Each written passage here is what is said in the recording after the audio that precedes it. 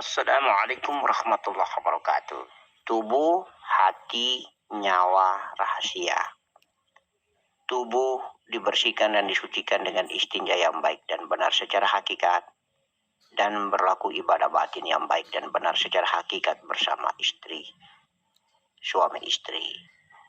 Kelakuan daripada dua aktivitas ini teramat sangat mulia di hadapan Allah. Karena apabila istinjanya bersih dan suci di bagian tubuh kasar ini, maka akan hidup Nur Muhammad pada celah atau jedah di antara darah dan daging, tulang dan kulit, serta semua elemen jasmani kita. Sehingga ketika meninggal dunia, jasad kita tidak akan dimakan tanah atau utuh. Dan ibadah batin kita bersama suami istri di atas ranjang ini pun teramat kaitannya dengan penanaman bibit mani ke dalam diri rahim seorang istri. Berkualitas ditanamkan ruh mukmin, ruh kekasih Allah Subhanahu wa taala, ditanamkan ruh para wali, ruh yang dimuliakan Allah Subhanahu wa taala, yang berkualitas ma'rifat billah, insya Allah ke dalam rahim. Bukanlah mani yang totalnya berasal daripada nafsu yang dilakukan oleh aktivitas itu. Insya Allah seperti itu. Karena sesungguhnya kita dalam rangka mentajalikan diri mani ini ke dalam rahim istri kita untuk menjadi manusia baru yang akan diukir oleh Allah Subhanahu wa taala di alam rahim itu dengan pena sarmahuma.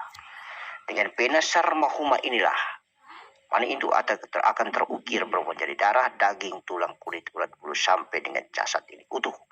Umur 120 hari atau 4 bulan, berdialoglah jiwa Ahmad ini dengan Allah Subhanahu wa taala. Alastu birabbikum, maka jiwa Ahmad ini membalasnya balas syahidana, bersaksi bahwa sesungguhnya zat Allah lah Tuhan yang Maha Agung dan Nur Muhammad adalah utusan diri yang diberi sebagai tuntunan atau penuntun sejati terhadap diri Ahmad yang mengkawal daripada darah, daging, tulang dan kulit atau jasad kita ini.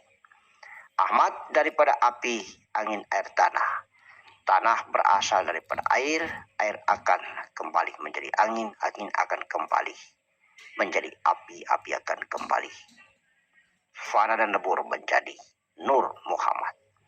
Apabila tubuh yang berlandaskan kepada hakikat istinja dan hakikat ibadah batin suami istri ini mantap, maka insya Allah akan terbukalah dinding hijab itu untuk menuju kepada bagian atau bab hati atau bab kolbi. Kolbi ataupun hati ini pun harus dibersihkan bagiannya dan disucikannya melalui zikir kolbi, wukuf kolbi, zikir hati. Karena penyakit-penyakit kolbi, penyakit-penyakit hati tidak akan mampu dibersihkan dan disucikan secara medis, tetapi hanya dibersihkan dan disucikan dengan zikrullah. Hanya dengan zikrullah, sekali lagi hanya dengan zikrullah. Penyakit hati seperti iri hati, dengki, syahwat sangka, menghasut, berburuk sangka dan berbaik sangka. Berburuk sangka itulah yang harus dibersihkan dan disucikan.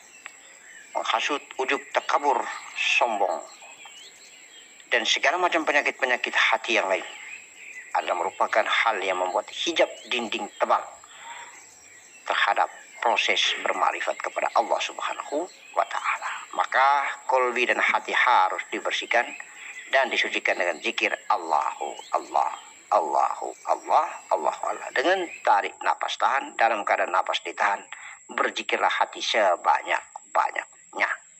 Insya Allah apabila dinding hati ini sudah terbuka pintunya karena bersih dan suci daripada hati ini, maka kita akan masuk kepada bab nyawa atau pondasi nyawa adalah napas.